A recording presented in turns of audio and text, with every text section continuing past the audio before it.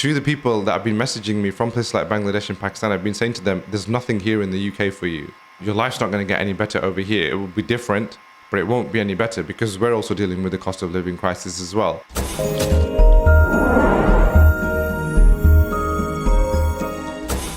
So over the last couple of years, since the pandemic's taken place and we've had this increase in the cost of living crisis, I've had a number of people message me from far and away places like Sri Lanka, Bangladesh, Malaysia. Even in the West, I've had people say to me, from places like America, Germany, Sweden, these kind of places. And one thing that's been quite common with a lot of these places is people have been saying to me, I want to get out of this country. We've got an economic crisis. The cost of living is too much. I need to get out of this country and go somewhere else. But the ironic thing is, people in the Far East are wanting to come to the West. So people in places like Sri Lanka, Bangladesh, these kind of places, they want to come to places like the UK or Spain or Portugal, or they want to go to America. And then people in the UK want to go somewhere else. They want to go to places like Turkey, and I don't know where else they want to go. Maybe like South Africa. And these kind of places. And then people in Turkey also want to go to the UK, or they want to go to US. So we seem to have this grass is greener on the other side situation going on. And ironically, I have been saying to the people that have been messaging me from places like Bangladesh and Pakistan, I've been saying to them, there's nothing here in the UK for you. Your life's not going to get any better over here. It will be different, but it won't be any better because we're also dealing with the cost of living crisis as well. And just because you can earn more money here, the cost of living is also higher as well. So relatively speaking, you're not necessarily better off. And in some ways, you might be better off where you are already because at least you know the lay of the land. You kind of know the economical terrain. You kind of know the people around you. You might be able to make things work better over there than you can in the UK. And the same goes for the UK. But this conversation keeps coming up. I mean, I myself am getting fed up of being in the UK. And that's not just because I have immigrant parents. I'm British born. It's a lot of people wanting to get out of here. I'm personally just fed up with the weather in this country. It's just so limiting. You can't get out of the house, especially when you've got a kid, because you've got to think about the kid's going to get wet, and then you've got to get him covered, and then you've got to get your own coat. And then there's so many things that you just can't do. You can't go for a walk in the forest or in the park and stuff because your shoes are going to get muddy and these kind of things. And then, things just look a lot more beautiful when the sun is out. And when it's not out, then you're worrying about catching a cold and those kind of things. It's just grey and dull. And right now as we speak, it's the middle of July. I've got a sweater on. I had a jumper on yesterday. It's cold. We've had the heating on in places as well. The weather is just atrocious in this country. For that reason, I would like to move. That reason alone is a big enough reason for me wanting to move. Before we continue on this video, I just want to invite you to my Discord community. Look, the world has changed and it is changing still. And on my Discord, which is a simple mobile app that you can use, you can stay in touch with other like-minded people like me who are staying informed of the things that are happening around the world that are going to affect our daily lives very, very soon. So come and join me on my Discord community and let's grow together and let's navigate this changing world order together. But the cost of living is really high. The average house price in this country is now £285,000, which is a lot.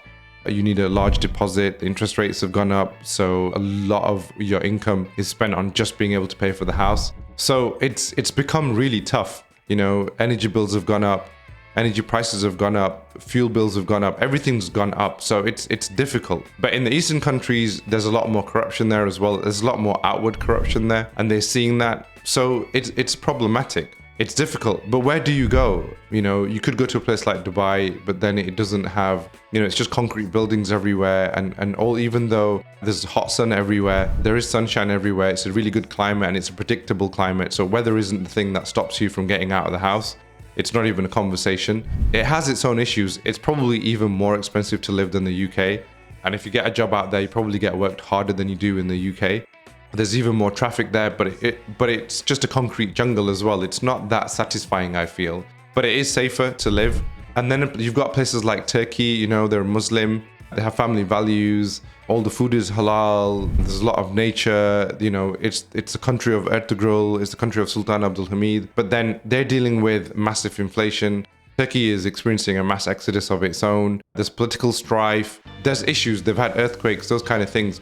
And the biggest issue is residency issues as well, visa issues. It's not easy to get residency in these countries, even if you have a British passport. Getting residency in a place like Dubai and feeling like you can live there without any issue, or in a place like Turkey, has become more difficult than it even used to be before. So it's tough. So what do you do in a situation like that? And the answer that I say at the moment is, I don't know. All I would say is just keep your eyes peeled. Whatever you think of a country like Russia, whatever you think of a leader like Putin, or of a country like China, or the leader like Xi Jinping, or whatever you think of what their politics are, what their vision is, what their mindset is, what their attitude is, what their ideology and goal is, whatever you think of these things, the fact of the matter is that these two countries are going to become the two new superpowers. They're going to become the two new leaders of the world, and America is going to end up taking a backseat. That's just a fact. When it happens, I don't know, but it's not a question of if, it's just a question of when, right? So you need to be looking at a country that has friendly relations with these two countries, with Russia and with China. That's just something that you're gonna have to do. If you want to go to a country that has economic prosperity, you need to be looking at a country that has friendly relations with these two countries. Ideally, it's gonna be a country that is part of BRICS.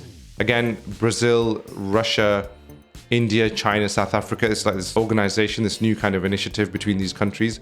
But they have member countries now. So like Saudi Arabia has applied for membership, Egypt, Mexico, Venezuela, these kind of countries. There's also the SCO, which is the Shanghai Cooperation Operative, I think it's called. And there's a number of countries that are part of that. There's also ASEAN, ASEAN. So countries that have some sort of membership with these organizations, which involves Russia and China, they're the ones that are going to prosper in the medium to long term. And I don't know how long the medium to long term is going to be.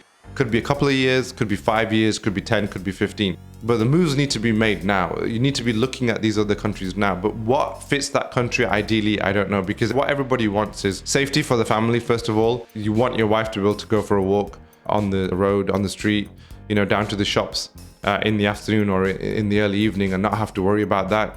You want your kids to be safe. If you take them to the park, you want them to play there without any harassment and stuff. As a Muslim, you want the food to be halal everywhere. You don't want to get funny looks if your wife's in hijab or if you have a beard, etc. You want to be able to, you want masjids everywhere. You want to be able to go to Jummah and stuff. You want a good education system. You do want a good climate, something that's sunny but cool. You want good nature around you. You don't want a concrete jungle. You want the country in which people can speak English, because unfortunately, most of us in the West and a lot of us in the East, the only common language that we all have between us is English. You're not going to be able to go to a place like Turkey and speak Urdu, but you might be able to do that in a couple of other countries. But, I don't think many of us are about to learn Russian and Chinese right now. So you've got a lot of these things to think about. And then we all have our individual checklists as well. Like for me, I'd rather go to a country where they drive on the left-hand side of the road so I can drive a right-hand vehicle. But that's just me. I'm just particular in that way.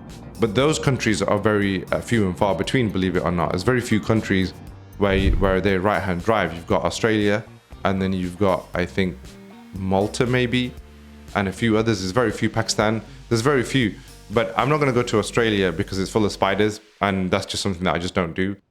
And I don't believe Australia has particularly friendly relations with China anyway. I don't think Australia is going to be part of BRICS. It's part of the Five Eyes Alliance, which is like Canada, the US, Australia, New Zealand, UK, these kind of countries. These are the countries that are terrorizing and tyrannizing the rest of the world. So that's not appealing to me anyway. And then you've got Malta, but Malta doesn't have particularly, I'm looking for a country that has conservative family values where there's a lot of emphasis on the family unit. I don't feel like somewhere like Malta would be very good for something like that. If somebody like me wants really good internet access, I have 500 megabits internet over here, so I can upload videos really quick. A place like Malta, you don't have high-speed internet. Places like Pakistan, India, there's no high-speed internet over there. It's, internet access is not very good. And we're used to creature comforts in the West. People in the East, they would find it a lot easier to move to other countries where the economic climate is of a similar nature, where the infrastructure is similar to the country that they've come from. They would find that easy to get used to. Us in the West, we're a lot more used to very basic creature comforts. We're used to, traffic signals working all the time, and we're used to having internet all the time, and we're used to having 24/7 power, etc., etc. But people in the East actually can handle these things a little bit better than we can. So I think the options available to them are a little bit more in number than the options available to us, just because we're used to creature comforts, which is a drawback really. But I think if you were to look at a country, I think for the most of us, it's going to be somewhere in Central Asia, whether that's Turkey, Uzbekistan, Turkmenistan, Bosnia, Serbia. I don't know. It's going to be, I think it'll end up being one of these countries, or it could be some part of Africa, because countries in Africa, they actually tick a lot of these boxes now. They have advanced payment systems. There is halal food available in a lot of places. They have a lot of emphasis on family values, conservative values. The climate is good in a lot of these countries. They have good payment systems now. Their economies are improving, especially with the collaboration with China. And if they start collaborating with Russia, it will improve even more. And I think Central Asia is going to be a large part of that as well. So I think based on your own individual and personal preferences, you'd have to choose or look at something somewhere in Central Asia or somewhere in Africa somewhere. I have friends who've gone to Tunisia, for example. They've emigrated from Canada. And, in a lot of ways, it's been really good for them. The climate's been better. They've had better social lives by going to Tunisia. The food's been better. The houses are bigger. There's more nature around them. They've been able to do a lot more traveling around the country. So it's been a lot better in a lot of ways. But obviously, there's been some drawbacks. They don't get power 24/7. So that's problematic. The internet access is not very good. But for now, for them, the pros outweigh the cons. And this is it's a Northern African country. They can get away with speaking English in a lot of places, I believe. If not, they can resort to Arabic, of course, in Tunisia. They're not too far away from like Malta and Italy. So they're influenced by the Italian culture. They're not too far away from Turkey, relatively speaking. So that's kind of working for them right now. Tunisia for me wouldn't work. I don't think I'd be well suited to a Northern African country or to an Arab country, but I think I would be well suited to potentially to a Central Asian country. But that's kind of how you would have to look at this. But I don't think the answer is coming to the UK if you're in the Far East, or going to places which have got a huge economic crisis. Maybe Turkey will work for a lot of people, but it probably wouldn't work for me. And somewhere like Dubai, I think it could work in the short term. Long term, I don't know. The biggest issue is residency issues.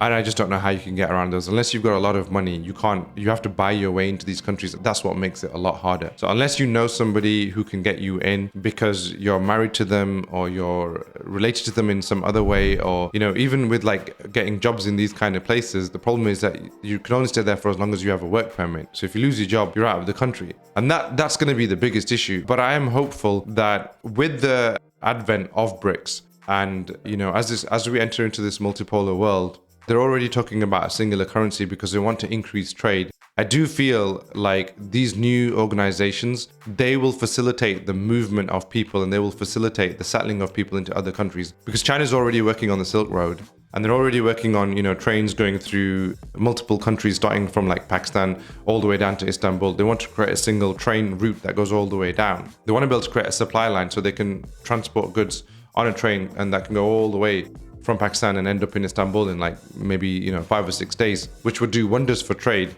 because ships at the moment, that same route for a ship would probably take something like 45 days because it has to go all the way around, right? And they're talking about developing a singular currency so countries can do trade with each other without having to convert currencies or without having to rely on the dollar. So trade becomes a lot more simple and a lot more easier. So it sounds like it would be natural evolution and natural progress, a logical conclusion for them to want to say, look, we'll allow you to settle in these places if it makes trade easier for you, if it facilitates trade. Because that's what used to happen even before. It's part of Islam. It's part of the Medinan model to facilitate trade, to allow people who are coming into your city, into your region, to make it as easy as possible for them to do trade, because it actually helps the economy. If you've got other people coming into your country, into your region, and they're either buying goods or they're selling goods, it actually helps your circular economy. It helps your economy flourish. But at the moment, these things have all been stopped. We've got borders and, you have to have visas and all this kind of stuff. I think they will make that a lot easier. So it's just a case of wait and see. And then you can kind of choose countries based on your own personal preferences as well, I think. But if you want to be able to take advantage of that, you've got to choose a country. If you want to see something, you want to see all of these things, the singular currency that's backed by real commodities, so it doesn't have inflationary attributes. You want to be able to have easy residency. You want good infrastructure. You want good trade in there. You want decent climate. You want good family values. If you want all of these things, you have to be looking at a country that has good relations with Russia and China, at least in my personal opinion anyway.